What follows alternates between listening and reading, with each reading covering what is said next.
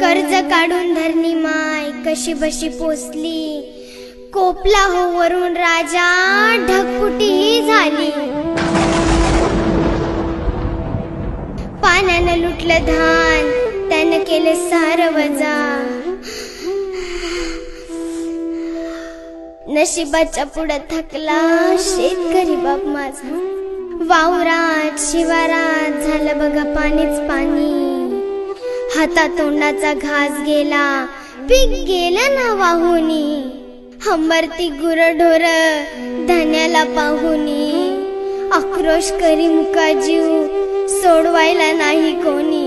वाहून गेली जनावर, हतबल झाला बळीराजा. नशिबाच्या पुढं थकला शेतकरी बाप माझा. असलं कसलं इगीन आलं, फाटलं रे आभाळ. उसानी तर मान टाकली, डाळिंबाचं गेलं डोळ. करपली हो मूग मटकी, कुठं लावावं ठिकाळ. हात धुवून शेतकऱ्याच्या माग लागला या काळ. बघा मायबा किती तळमळतोय बळीराजा. नशिबाच्या पुढे थकला शेतकरी बाप माझा.